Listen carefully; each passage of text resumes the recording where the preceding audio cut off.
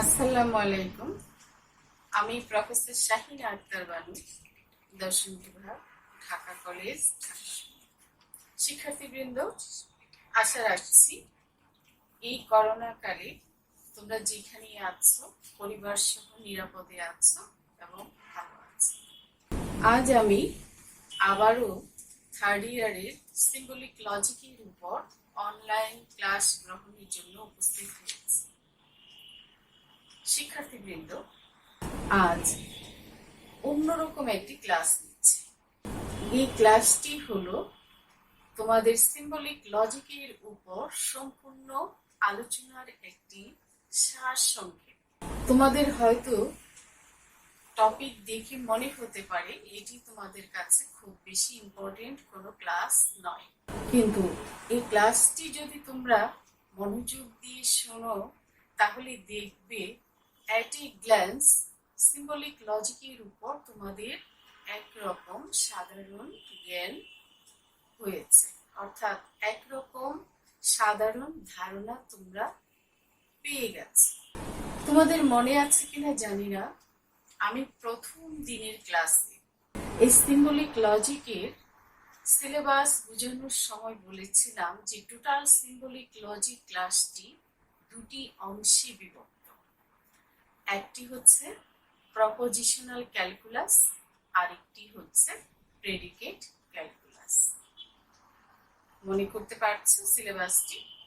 Predicate calculus নিয়ে আমার এই বর্তমান আলোচনা।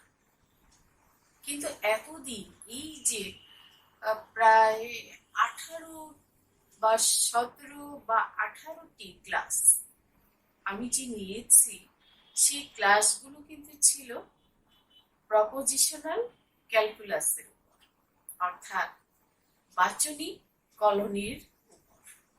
আর এখন আমি যেদিন থেকে প্রেডিকেট ক্যালকুলাস ক্লাস গ্রহণ করা শুরু করেছি, গত 4টি বা 5টি, তখন থেকে কিন্তু আবার দ্বিতীয় সিলেবাসের দ্বিতীয় অধ্যায় শুরু হয়েছে।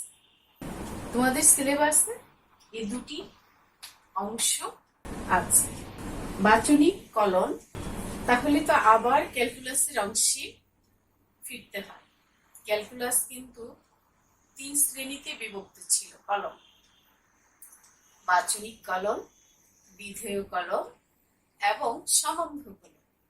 আমি প্রেডিকেট ক্যালকুলাস এই অধ্যায়টি যখন বোঝানো শুরু করি তখন কিন্তু এই 3টি শ্রেণী পড়িয়েছিলাম।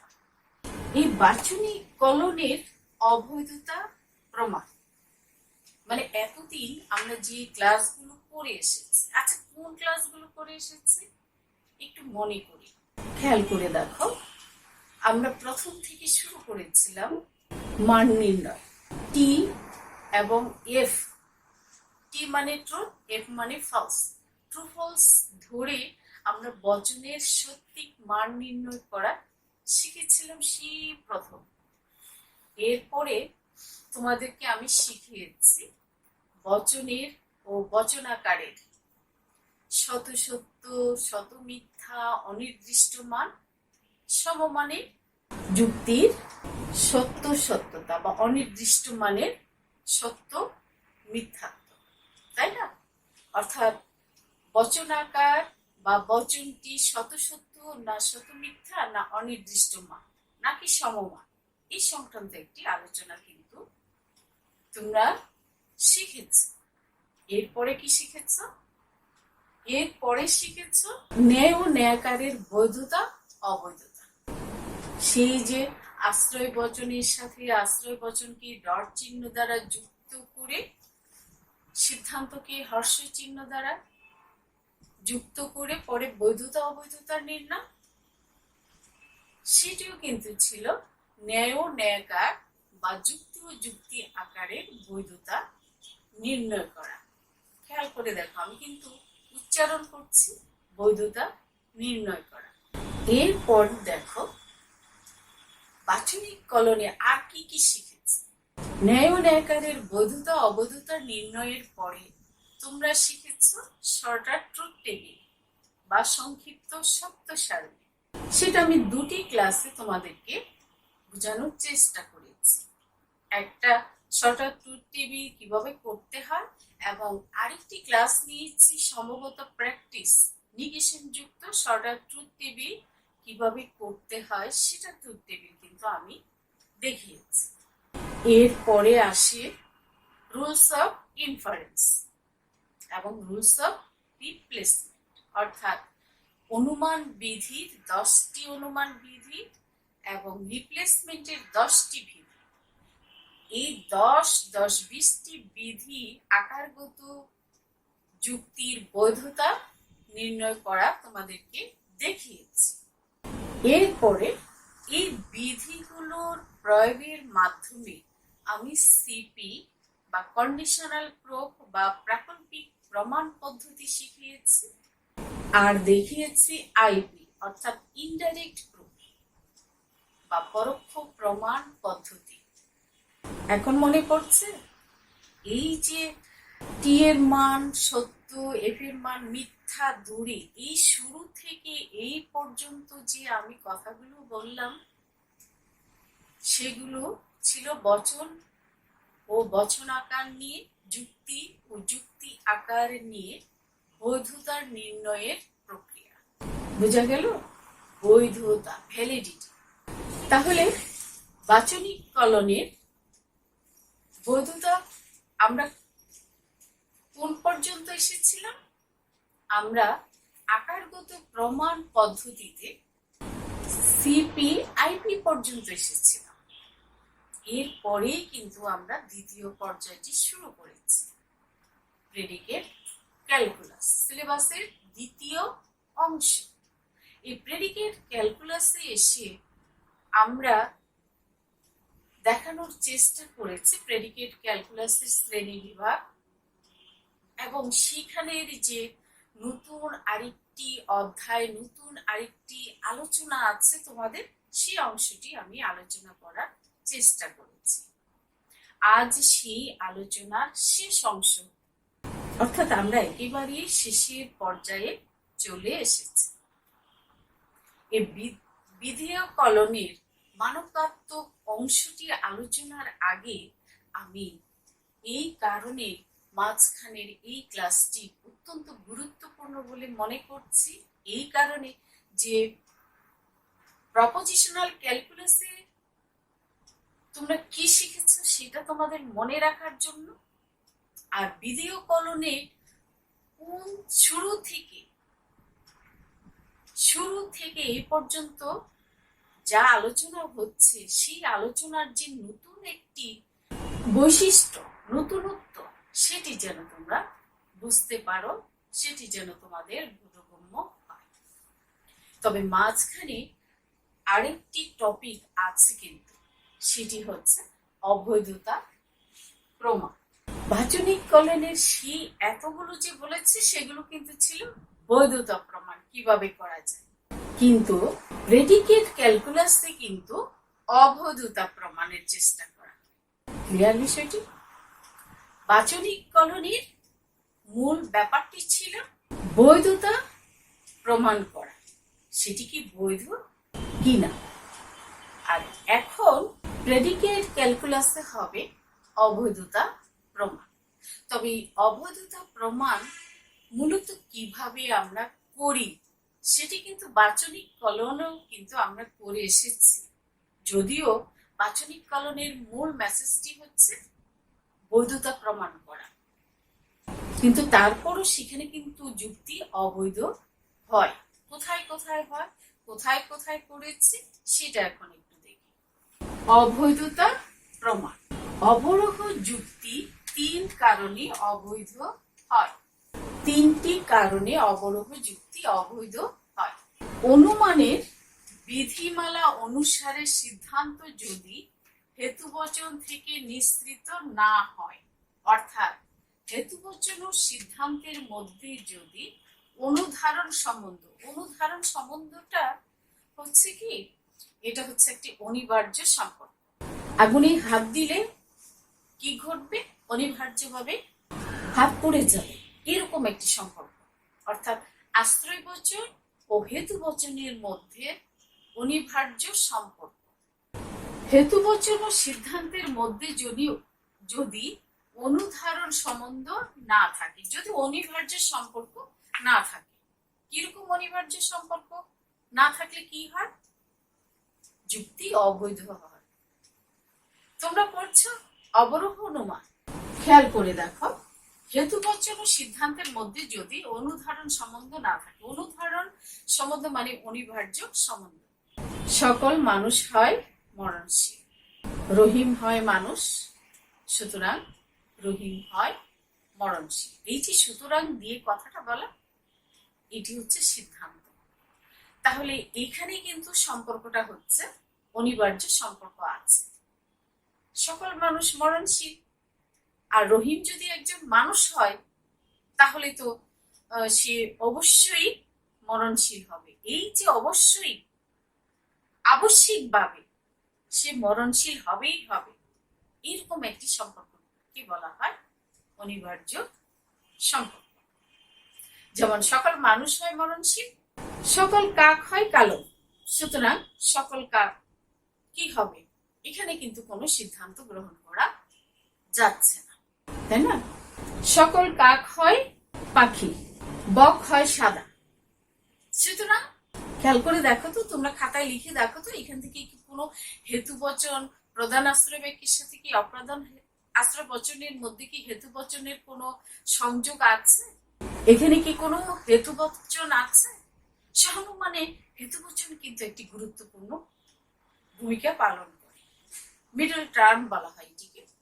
এটি প্রধান আশ্রয় বাক্য বা প্রধান হেতুবচন আর অপ্রধান হেতুবচনের মধ্যে একটি অনিবার্য সম্পর্কের সেতু তৈরি করে, যে সেতুর মাধ্যমে অনিবার্যভাবে সিদ্ধান্তটি অনুমিত হয়। কিন্তু সকল কাক হয় পাখি, সকল বক হয় সাদা, এখানে কি এমন কোন পদ আছে যে প্রধান আশ্রয় বাক্য আর সকল কাক হয় পাখি, সকল বক হয় সাদা, এই দুটো পদের মধ্যে কি কোনো কমন পদ, দুটি বচনের মধ্যে কি কোনো কমন পদ আছে যে দুটো বচনকে সংযুক্ত করেছে? কাজে সংযুক্ত করেনি, এখানে কোনো হেতু বচন নেই, ফলে এখান থেকে কোনো অনিবার্য সম্পর্ক থেকে সিদ্ধান্ত আসে না। এরকম পদ্ধতিটি কি বলা হয়? যে অনুমানের বিধিমালা অনুসারে সিদ্ধান্ত যদি হেতুবচন থেকে নিঃসৃত না হয়, মানে সিদ্ধান্তটা সেই যে সকল মানুষ হয় মরণশীল, রহিম হয় মানুষ, সুতরাং রহিম হয় মরণশীল, এখানে কিন্তু সিদ্ধান্তটি অনুমানের বিধিমালা অনুসারে, ওই বিধিমালা মূল ভূমিকায় আছে হেতুবচন, যেটা প্রধান আশ্রয় বাক্য ও অপ্রধান আশ্রয় বাক্যের মধ্যে এমন একটি সংযোগ সেতু স্থাপন করে, যে সংযোগ সেতুর মাধ্যমে একটি অনিবার্য সম্পর্ক তৈরি হয় এবং সেই অনিবার্য সম্পর্কের মাধ্যমে সিদ্ধান্ত গৃহীত হয়। সকল মানুষ হয় মরণশীল, রহিম হয় মানুষ, সুতরাং রহিম হয় মরণশীল। এখানে প্রধান আশ্রয় বাক্যে দেখো মানুষ আছে, অপ্রধান রহিম হয় মানুষ, এখানেও কিন্তু অপ্রধান আশ্রয় বাক্যের মধ্যেও কিন্তু মানুষ শব্দটি আছে। এই যুক্তিটার মধ্যে হেতুবচন হচ্ছে মানুষ। সকল মানুষ হয় মরণশীল, এখানে মানুষ আছে, রহিম হয় মানুষ, এখানেও মানুষ আছে, অর্থাৎ এই দুটি হেতুবচনের মধ্যে মানুষ পদটি একটি অনিবার্য সম্বন্ধ তৈরি করেছে, একটি অনিবার্য সেতু তৈরি করেছে, সম্বন্ধের সেতু, যে সম্বন্ধের সেতু মাধ্যমে অনিবার্যভাবে একটি সিদ্ধান্ত গৃহীত হয়েছে। কিন্তু সকল কাক হয় পাখি, সকল বক হয় সাদা, এর মধ্যে কিন্তু কোনো কমন পদ নেই। কমন পদ মানে মধ্যপদ নেই, হেতু পদ নেই। কাজে এই দুটি পদের মধ্যে কোনো, দুটি হেতু বচনের মধ্যে কোনো সম্বন্ধ স্থাপিত হয়নি সহানুমানের নিয়ম অনুসারে, সুতরাং ওই রকম ক্ষেত্রে যুক্তি অবৈধ হয়। ওই অবৈধতা আমরা কিভাবে যাচাই করে এসেছি বাচনিক কলন অংশে? এই যে দেখো, সত্য সারণীর মাধ্যমে। সত্য সারণী কোথায় কোথায় করেছ এখন খেয়াল করো। সংক্ষিপ্ত সত্য সারণীর মাধ্যমেও কিন্তু আমরা সেটা করে এসেছি, তাই না? এখন আসো দ্বিতীয় যুক্তি। হেতুবচন ও সিদ্ধান্ত যদি অংশত বা পূর্ণত পরস্পর বিরোধী হয়। হেতুবচন ও সিদ্ধান্ত যদি হেতুবচন ও সিদ্ধান্ত যদি পরস্পর বিরোধী হয়। খেয়াল করে দেখো তো, হেতুবচন মানে কি? 3 ফোঁটা দেয়া উপরের বচন যদি একটা থাকে বা দুটা থাকে, সেগুলোই হচ্ছে হেতুবচন। সকল মানুষ হয় মরণশীল, রহিম হয় মানুষ, এই দুটি বচন কি বলা হয়? হেতুবচন। আর সুতরাং রহিম হয় মরণশীল, এটি হচ্ছে সিদ্ধান্ত। আমি একটু লিখিয়ে দেখি শিক্ষার্থীবৃন্দ। আমি যে প্রথম যুক্তিটি বুঝিয়েছি, মানুষ শব্দটি প্রথম বা প্রধান আশ্রয় বা প্রধান হেতুবচন ও দ্বিতীয় হেতুবচনে কিভাবে সম্বন্ধ স্থাপন করে, এই যে এখানটায় দেখো, সকল মানুষ হয় মরণশীল, রহিম হয় মানুষ, সুতরাং রহিম হয় মরণশীল। এইখানে দেখো মানুষ আর এইখানে দেখো মানুষ, দুইটি হেতুবচনে এই এই এই যে মধ্যপদটি, এই যে মধ্যপদটি মানুষ, এটি এমন একটি সম্বন্ধ স্থাপন করেছে যার কারণে সিদ্ধান্তটি অনুসৃত হয়েছে বা গ্রহণ করা হয়েছে অনিবার্যভাবে। আর দ্বিতীয়টি বুঝাচ্ছিলাম, হেতুবচন ও সিদ্ধান্ত যদি অংশত বা পূর্ণত পরস্পর বিরোধী হয়। খেয়াল করে দেখো, এই যে উদাহরণটা, সকল কাক হয় পাখি, সকল বক হয় সাদা, এই দুটো বচনের মধ্যে কি কোনো মিল আছে? পূর্ণত বা একেবারেই যদি হেতুবচন ও সিদ্ধান্ত যদি অংশত বা পূর্ণত, এখানে পূর্ণত পরস্পর বিরোধী হয়ে গেছে। কিন্তু এরকম পরস্পর বিরোধী হলে পরে সত্য সারণী, সংক্ষিপ্ত সত্য সারণী ও প্রাকল্পিক প্রমাণ পদ্ধতির মাধ্যমে আমরা সেখানে অবৈধতা প্রমাণ করার চেষ্টা করেছি এবং সেগুলো দেখিয়ে এসেছি। তোমাদের আরো একটি কথা বলে রাখি, যে এই যে অংশত বিষয়টা, এটি কিন্তু রুলস অফ রিপ্লেসমেন্টের যে রুলস গুলো আমরা পূর্ণভাবেও ব্যবহার করতে পারি, আবার আংশিকভাবেও ব্যবহার করতে পারি। এই পদ্ধতির সাহায্যে কিন্তু এই যে খেয়াল করো, অংশটাকে আমরা প্রমাণ করার চেষ্টা করতে পারি। এখন তৃতীয়ত আসো, যে অনুধারণ সম্বন্ধ থাকলেও যদি হেতুবচনের মধ্যেই আত্মবিরোধ থাকে। অনুধারণ সম্বন্ধ ব্যাখ্যা করেছি, মানে অনিবার্য সম্বন্ধ। এই যে দেখো, মানুষের সাথে মানুষ, এই দুটি হেতুবচন গেঁথে গেছে একটি মধ্যপদের মাধ্যমে। এখানে বলা হয়েছে যে অনিবার্য সম্বন্ধ থাকলেও, অনিবার্য সম্বন্ধ কোথায় থাকবে? প্রধান আশ্রয় বাক্যের সাথে বা প্রধান হেতুবচনের সাথে অপ্রধান হেতুবচন। এই প্রথমটিকে বলা হয় প্রধান হেতুবচন এবং দ্বিতীয়টিকে বলা হয় অপ্রধান হেতুবচন। অনুধারণ সম্বন্ধ থাকলেও যদি হেতুবচনের মধ্যেই আত্মবিরোধ থাকে। আচ্ছা, এই আত্মবিরোধটা আমি বোঝানোর জন্য তোমাদেরকে একটু বলবো, আইপি পদ্ধতিটি একটু খেয়াল করো। আইপি পদ্ধতিতে কিন্তু এই অংশটি আমরা প্রমাণ করার চেষ্টা করেছি, তাই না?